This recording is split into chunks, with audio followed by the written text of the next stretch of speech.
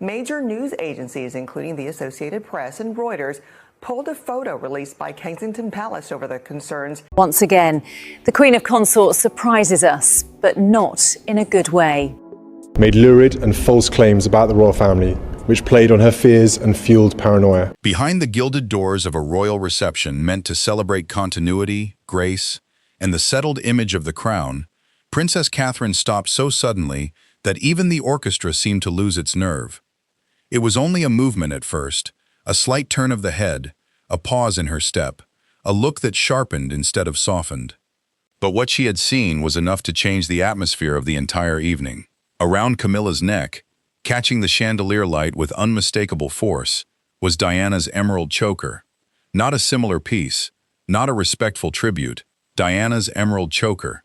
And in that one terrible moment, a reception built to honor royal unity became something else entirely. A clash between memory and power, between rank and restraint, between what the monarchy wished the public would forget and what the family could never truly leave behind. Before we go deeper into what this really means for the royal family, make sure to subscribe so you do not miss a single update. Britain had expected polished smiles, measured applause, and the familiar theater of royal calm. Catherine's return to a major international-facing reception after months of private recovery had already given the evening unusual emotional weight. She was stepping back onto the global stage not merely as the Princess of Wales, but as the woman many believed now carried the emotional center of the modern monarchy. The reception itself had been framed as ceremonial reassurance. A royal reception is not simply a party. It is a state-managed display of order, where gestures are studied, pairings are deliberate, and every appearance sends a message. That mattered because the palace had spent weeks preparing this event as proof that the royal household remained stable, disciplined, and united. Then Catherine saw the choker. Those close enough to observe her expression said it was not anger that came first. It was recognition. Recognition so immediate, so complete, that it stripped the room of all pretense. The Princess of Wales did not gasp. She did not look around for confirmation. She knew what she was seeing. So did William. He had been half a step behind, greeting diplomats and cultural patrons with practiced warmth. But the instant Catherine froze, his attention snapped toward her face, then followed her line of sight, and his entire posture changed. It was the kind of transformation only those who knew him well would understand. His shoulders set, his jaw tightened. The smile vanished not dramatically, but absolutely. Camilla, meanwhile, kept moving for one more breath, perhaps believing the evening would carry her through. The emeralds glowed against her gown with almost deliberate defiance. The piece was too distinctive to be dismissed as coincidence. Diana's choker had been photographed, studied, remembered, and emotionally claimed by the public for decades. It was not just jewelry, it was iconography. It belonged to a woman whose memory still breathed inside the monarchy, whether the institution found that comfortable or not. Catherine took one step forward and then stopped again. No one raised their voice, but the silence deepened. A footman, holding silver trays near the archway, hesitated.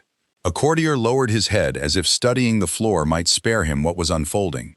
Across the room, a senior aide began moving toward the Princess of Wales with the urgent softness of someone trying to preserve a schedule before a disaster takes visible shape. William stopped him with a glance alone. That mattered because royal crises often begin with noise in the press, with leaks, with headlines, with whispers outside the gates. This was not that. This began in the room. It began in front of the principals themselves. It began with the future king seeing his wife confront a symbol tied to his mother in a setting where she had every reason to expect she had been protected from precisely this kind of humiliation. Charles saw it too. The king had been in conversation with foreign guests when he noticed the break in movement. His expression altered slowly, almost painfully, because the significance of the moment reached him in layers. First Catherine's stillness, then William's face, then Camilla's necklace, and then, perhaps worst of all, the realization that the reception had already tipped from ceremony into reckoning. He did not look surprised so much as burdened. The burden of a man who understood, in a single glance, that something had been allowed which never should have been allowed, and that the price would not be paid in protocol alone. Catherine finally moved, but not toward the guests. She moved toward Camilla. Those nearest stepped back by instinct. No announcement was made. No music stopped officially. Yet the reception seemed to narrow around the two women, as though the room itself understood that what was happening was larger than etiquette. Catherine's face remained composed, and that composure made the moment more severe, not less. Rage can be dismissed as emotion. Composure cannot. Composure suggests decision. Camilla held her ground, but her confidence wavered when she saw that Catherine was not simply startled. She was resolved. The Queen stood under the chandeliers wearing an object tied forever to the most painful chapter in modern royal memory, and for the first time that evening, the emeralds no longer looked regal, they looked incendiary. The country would later see photographs, fragments, slowed footage, lip-read speculation, and carefully worded palace lines. But the truth was more painful. In that moment, Catherine was not thinking about headlines. She was thinking about the meaning of the title she carried. The Princess of Wales is not only the wife of the heir. The title still carries Diana's emotional imprint, with a force no official update has ever diluted. Catherine had accepted that burden with care, patience, and extraordinary discipline. She had never tried to imitate Diana. She had never tried to compete with memory. But neither had she ever allowed memory to be cheapened. That line mattered to her, and on this night, someone had crossed it. William reached Catherine just as she came to a halt before Camilla. He did not touch her at first. He stood at her shoulder, not in front of her, not behind her. That alone told the room everything it needed to know. He was not containing the moment. He was standing with her inside it. The monarchy could survive many things, but not the image of the heir appearing indifferent when his mother's memory was being worn as a decorative instrument in a public display of harmony. Camilla spoke first, though quietly. Those exact words may never be known, but what mattered was not the sentence. It was the posture behind it. She seemed to offer explanation before apology, authorization before reflection. Catherine listened, eyes fixed not on Camilla's face, but on the choker itself, as though the object had become the real speaker in the room. Then Catherine said something brief, and everything changed. Because Charles began walking toward them. What happened next requires going back, because the decision was not born that evening. The emerald choker did not appear at that reception by accident. Royal wardrobes do not happen accidentally. Major jewels do not happen accidentally. Sensitive pieces tied to emotional royal history least of all. Before a state-facing reception, there are planning notes, dresser approvals, precedence reviews, visual balance discussions, image considerations, and often final sign-offs from multiple levels of household staff. The official household was not merely a collection of servants. It was the operating machine of the monarchy, the structure through which image becomes message. If Diana's choker reached Camilla's neck that night, it had traveled through hands, minds, and judgments. And weeks earlier, there had already been a warning. It came during a planning session at Clarence's house, when the reception was still being framed as a graceful celebration of Catherine's return to public duty and the king's continued stability after a period of strain. The meeting was routine on paper: seating, diplomatic sensitivities, wardrobe tones, family positioning, and symbolic emphasis. But then a jewel file was opened. Among the options listed for Camilla was the emerald choker once so closely associated with Diana that even its silhouette could stir feeling. Catherine noticed it at once. She did not make a scene, she did not accuse anyone. She simply asked why that piece had been included at all. The room reportedly cooled. Camilla answered before others could. The suggestion, she said, had been made on historical grounds. Historical suitability. The phrase sounded polished, even harmless. But polished language often hides the sharpest choices. Historical suitability in royal usage can mean many things: archival relevance, dynastic continuity, visual heritage.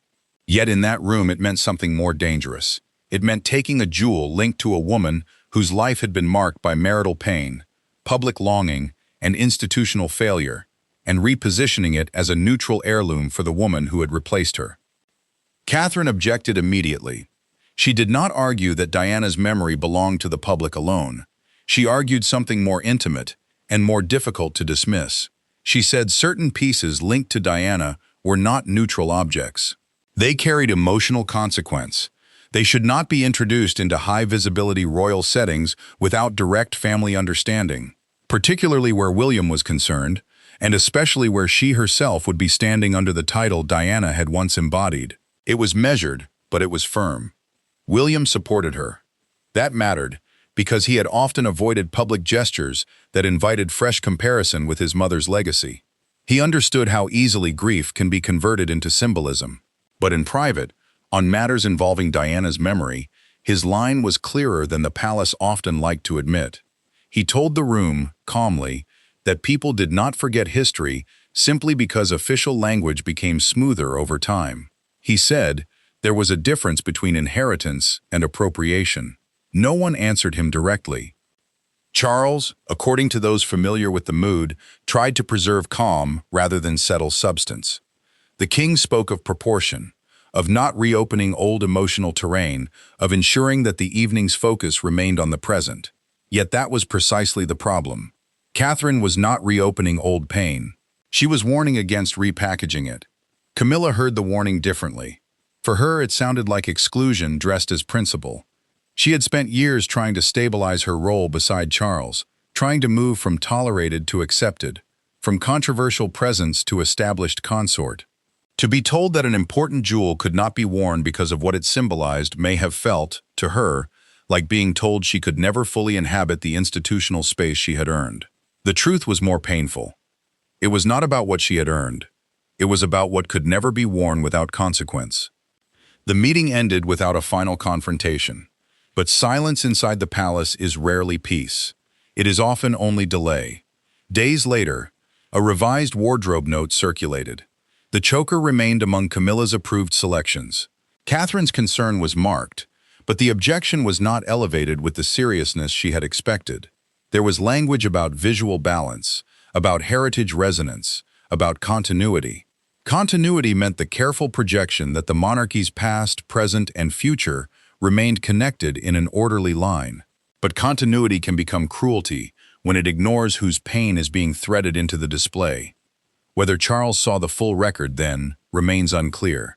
What is clearer is that by the time the reception began, the piece had survived every internal barrier that should have stopped it.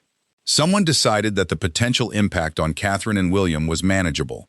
Someone believed the evening's choreography would absorb the discomfort. Someone misjudged Catherine completely. Back in the reception room, that misjudgment was now collapsing in real time. Charles arrived within earshot just as Catherine, still unflinching, asked the question that transformed private offense into institutional crisis. Who approved it? The question landed not only on Camilla, but on the entire architecture behind her. Approval in royal life is power. It means a person, office, or chain of offices has chosen to make something official, defensible, repeatable. Camilla replied that she had worn what had been prepared for her. The answer was technically sensible and emotionally disastrous. William spoke then.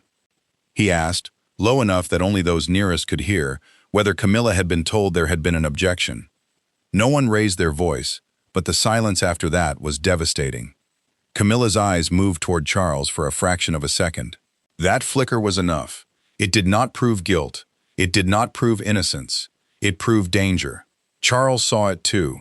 And for a king who had spent a lifetime trying to hold private fracture and public obligation in the same hand, this was the moment neutrality died. Catherine did not demand public humiliation. She demanded removal. Not later, not after the photographs, not after the greetings. Now. Camilla's face altered. There are moments when rank becomes a fragile shield, and this was one of them. She had walked into the reception as queen, fully entitled to ceremonial dignity. Yet ceremonial dignity is not the same as moral authority, and Catherine's demand exposed the gap between the two with merciless clarity. Charles asked for a private room. The four principals withdrew behind a side door usually used for smaller audience transitions. The music resumed outside, too softly. Guests were redirected. Diplomats pretended not to notice. Senior aides began moving with the strained efficiency of people trying to save not the event, but the language around the event. Delay, brief consultation, family timing adjustment. None of it mattered. The room had seen enough. Inside, the atmosphere was colder than anger. It was sorrowful, exhausted, and dangerous in the way only family truths can be dangerous. Catherine spoke first. She said this was not about a jewel. It was about whether Diana's memory would continue to be handled as a resource rather than a responsibility. She said she had objected privately because she had wanted to protect the evening, but that private protection had been ignored. She said she would not walk back into that room and validate the decision with silence. William then said something that shifted even Charles. He said he had expected carelessness from the household before, in matters of image. He had not expected disregard. The difference mattered because carelessness can be corrected. Disregard reveals values. Camilla defended herself more emotionally now. She said she had not selected the piece in a spirit of conquest or insult. She said she had trusted the process and believed the jewel signaled settled history rather than reopened pain. That may even have been true. But truth of intention does not erase truth of impact. Catherine answered that some histories do not settle because the institution declares them settled. Some remain alive because the people who carry them are still alive. Charles listened in silence longer than anyone wanted. The king's silence has often been mistaken for indecision, but silence can also be calculation. He was measuring not only family feeling, but constitutional optics, succession implications, household authority, and the balance between present reign and future reign. Succession meant more than the legal order by which the crown passes. It meant the emotional transfer of trust from one generation to the next. If William and Catherine emerged from that room looking dismissed, the wound would not remain private. No one raised their voice, but Charles finally said what the evening had been trying to avoid since the doors opened. The choker would come off. Camilla turned away. It was not a dramatic turn, it was worse. It was the turn of a woman who understood that she had just lost not a stylistic dispute, but a moral contest in front of the two people whose future mattered most to the monarchy's next chapter. Her dignity had not been erased, but it had been checked. The illusion that rank could absorb all symbolic risk had died. The removal itself was handled in an adjacent dressing room by a senior dresser and one lady-in-waiting. Yet even absent from the room, the choker dominated everything. A jewel removed can speak more loudly than a jewel displayed. When Camilla reappeared later, her neckline bare save for a lesser piece, hurriedly chosen to fill the void itself became the message.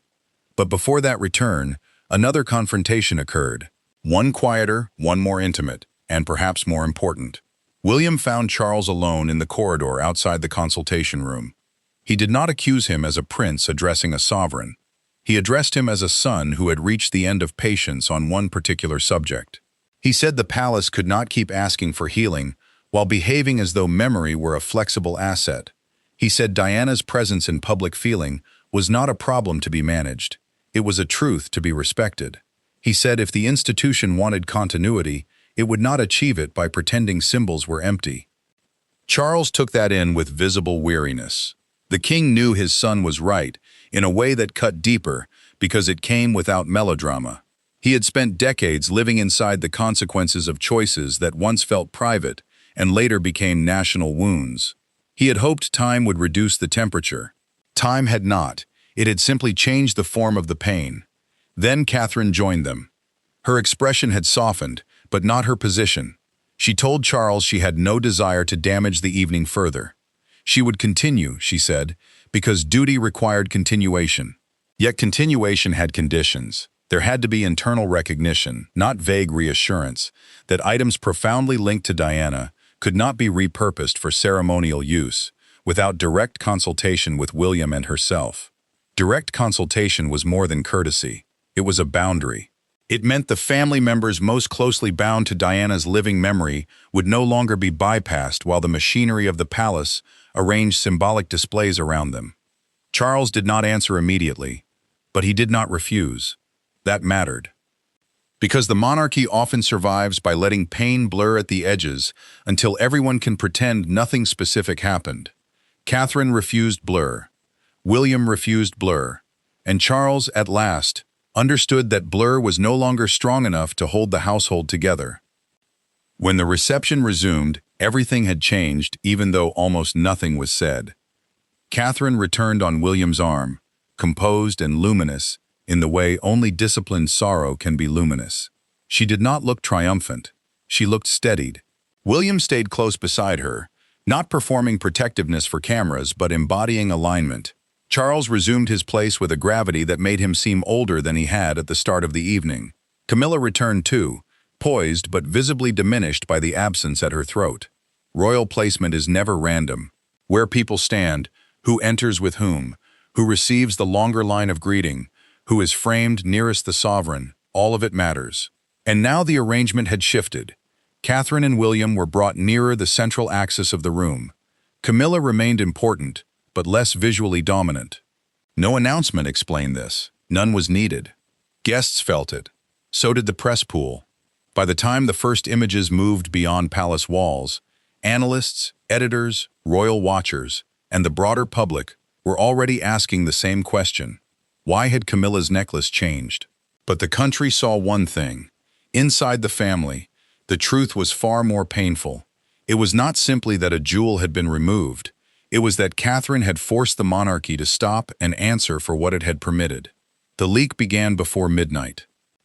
Not a dramatic leak of secret documents spread across front pages, but the more familiar, more lethal palace leak of converging fragments, a halted sequence, a private consultation, a missing necklace, a tightened line of arrivals, one palace source insisting no issue of substance, another, more careful, referring to family sensitivity. By dawn, the language had already escaped control.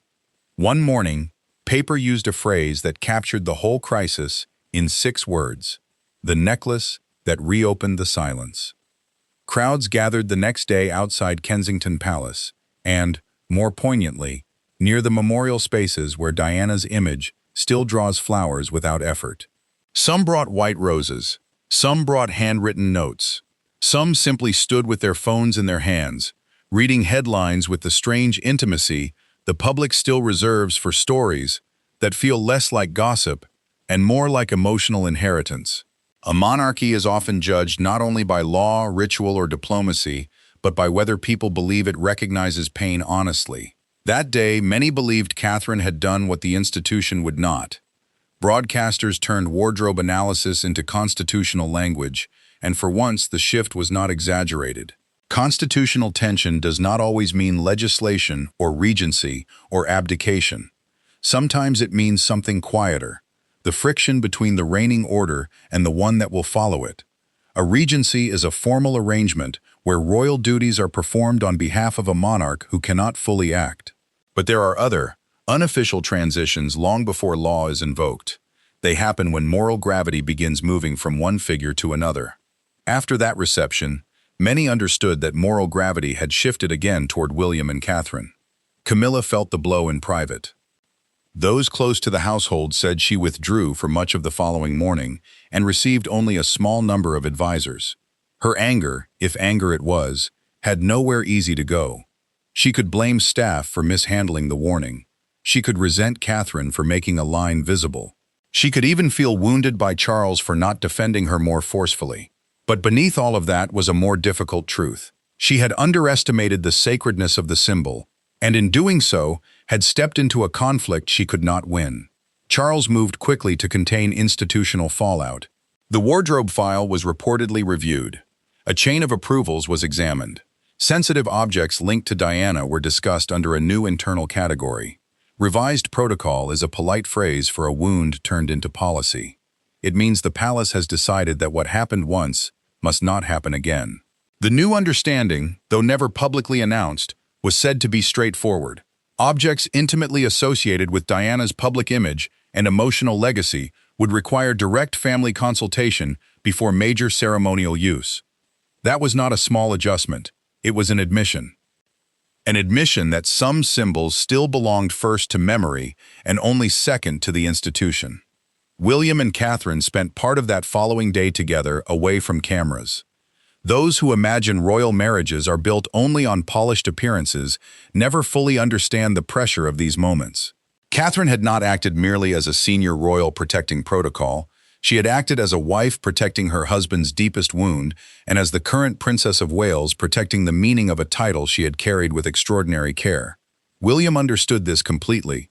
He told her, according to those close enough to know the emotional shape of the conversation, that she had done what he had not yet found words to do in public. She had drawn the line cleanly.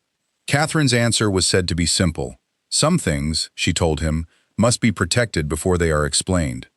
That sentence alone revealed why the public response tilted so strongly in her favor. People did not see theatrical rebellion. They saw moral clarity. Catherine had not sought humiliation.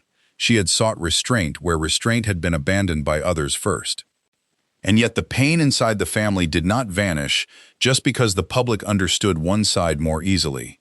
Charles remained caught in the oldest royal trap of all, the attempt to preserve both the emotional truth of the future and the dignity of the present. He loved Camilla. That was not in doubt. He also knew William carried a grief that was not ceremonial and never would be. To reign is to stand at the center of competing loyalties and make each disappointed party believe the institution still holds. But some moments do not hold. They split. This was one of them. The story did not end with the removal of a necklace. It ended, if it ended anywhere, in a final scene later that week when the family appeared together again for a more restrained public engagement. There were no glittering emeralds, no theatrical wardrobe decisions, no opportunities for symbolic confusion. Charles stood beside William. Catherine stood beside them both. Camilla took her place with measured dignity, not diminished in title but undeniably limited in moral reach. For the cameras, the image was one of continuity restored. Yet anyone who understood royal history knew the truth was more complex. Continuity had not been restored by silence. It had been restored by concession. Catherine's face that day revealed almost nothing. That, too, was part of her strength. The Princess of Wales has long understood that monarchy feeds on surface. But surface is most powerful when it is backed by inner steadiness. She did not need to repeat the moment. She had already defined it. William looked toward her more than once, and each glance told its own story. Not of scandal, not of spectacle, of partnership, of shared custody over a grief too often translated by others. Camilla endured the week, and perhaps that was its own lesson. She was not cast out. She was not stripped of title. This was not a fairy tale punishment. Royal life is rarely so clean. Instead, what she lost was subtler, and perhaps more lasting. The assumption that Diana's symbols could be incorporated into her own image by force of status. They could not. That line had now been established publicly, emotionally, and institutionally. As for Charles, he learned again what reign so often teaches too late. Preparation cannot replace honesty. The monarchy chose preparation over denial, for many years, hoping carefully managed continuity would outlast old pain. But continuity without emotional truth becomes brittle. That night, Catherine touched the brittle place, and the whole performance nearly broke. In the end, this was not a story about fashion. It was not even only a story about Diana. It was a story about what happens when an institution built on ritual forgets that some rituals are carried in human hearts before they are carried in staterooms. It was about duty versus love, yes, but also protection versus control, secrecy versus trust, present reign versus future reign. Catherine saw a boundary crossed and refused to smile through it. William saw his mother reduced to symbolism and refused to stand aside. Charles saw the cost of blurred judgment. Camilla saw the limits of rank against memory. And the country saw something it had not expected to see at a carefully managed royal reception. It saw the future draw a line. That is why the evening will be remembered long after the guest lists, speeches, and diplomatic pleasantries have faded. Not because a jewel sparkled, but because a jewel failed. It failed to behave as decoration because it was never only decoration. It carried pain. It carried history. It carried the unresolved emotional contract between the monarchy and the people who still remember the woman who wore it first. The family remained wounded, but in a strange way, also more clearly defined. Catherine did not overthrow the order. She clarified it. William did not rebel against the crown. He defended the memory that shaped him before the crown ever would. Charles did not lose his throne, but he did lose the comfort of pretending that time alone could soften every inherited wound. And Camilla, standing beneath the lights, without the emerald choker that had nearly stopped the evening cold, became the visible proof that not all royal symbols can be reassigned by ceremony. The palace doors closed. The reception concluded. The official record will likely remain careful, sparse, and elegantly incomplete. But the emotional record is already written. On a night designed to celebrate royal continuity, Princess Catherine saw Diana's emerald choker at Camilla's throat and refused to let the monarchy glide past what it meant. In doing so, she transformed a moment of private shock into a lasting act of protection. The future was acknowledged without ending the present. Love and duty could no longer remain in exactly the same form. And for one unforgettable evening, memory won. Thanks for watching. Please do not forget to like and subscribe, and we will see you in the next one.